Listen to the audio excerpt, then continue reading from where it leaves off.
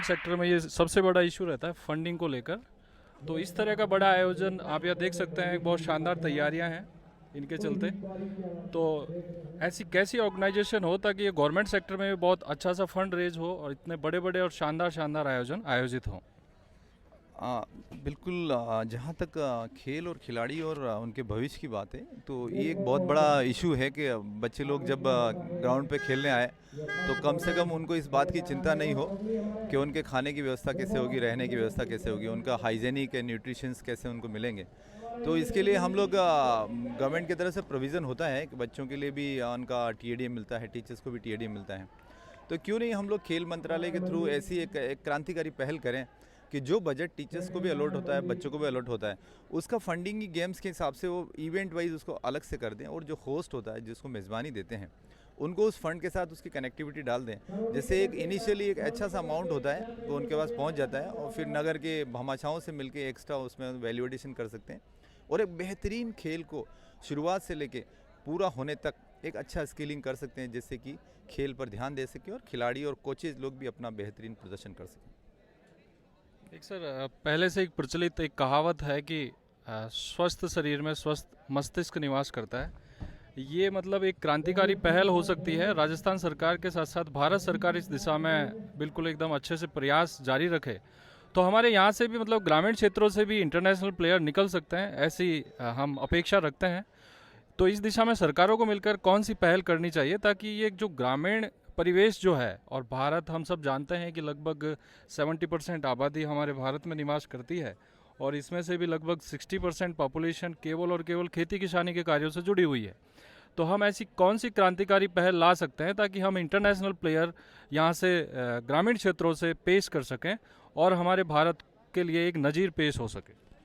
एक बहुत ही अच्छा सा आपने सुझाव दिया है, और ये सुझाव ये है कि हमारे गाँव के बच्चों को जो एक्चुअली फिजिकली फिट होते हैं, वो लोग मॉर्निंग टू इवनिंग इतना फिजिकल एक्सर्शन करते हैं कि उनके टिश्यूज़, उनके सेल्स बहुत मजबूत होते हैं। अब बस वक्त इस बात का है कि उनको ठीक तरह से ठीक समय पे उन टिश्यूज़ को, उन मसल्स को, उन मांसपेशियों को उस गेम्स के अकॉर्डिंग बनाया जा सके।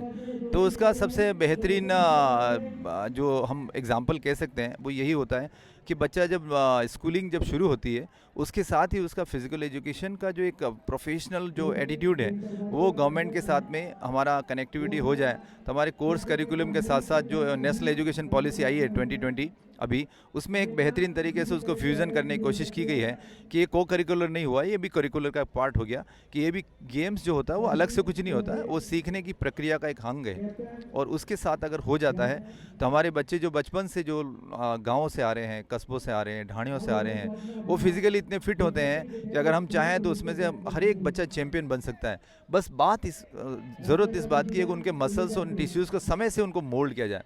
अगर हम एग्जांपल देखें, एक लोरी चलाने वाला आदमी होता है, उसके मसल्स एंड बाइसेप्स बहुत शानदार होते हैं, और वो लगभग एक बहुत ही इंटरनेशनल लेवल का खिलाड़ी हो, उस तरह से लगता है। लेकिन उस बेचारे आदमी को कुछ पता नहीं, 50 रुपए की लोरी का चक्कर लगाने के बाद वो घर पे जाके खाना खा के सो जाता है।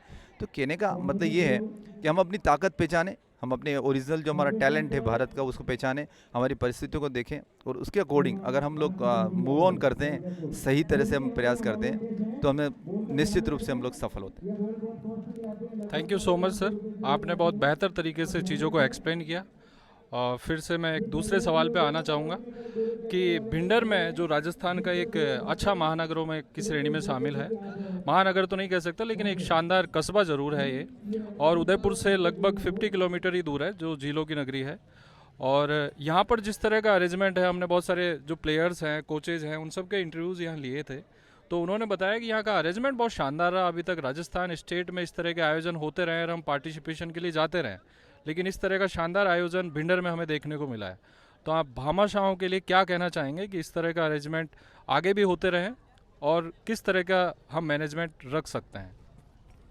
ये एक इस टूर्नामेंट का बहुत ही पॉजिटिव पहल है कि यहाँ के नगरवासियों ने जब पहली बार महात्मा गांधी गवर्नमेंट स्कूल भिंडर के स्टाफ और प्रिंसिपल सर की अगुवाई में जब हम लोगों ने इनसे रिक्वेस्ट करी कि ये आयोजन होने जा रहा है, ये आयोजन इतना आसान नहीं है, ये आयोजन के लिए हम लोगों को फंडिंग चाहिए, 16 to 18 लाख रुपीज़ अगर होते हैं तब जाके स्टेट लेवल की जो टूर्नामेंट है उसको एक सामान्य रूप से हम लोग इसको कर सकते हैं। और ये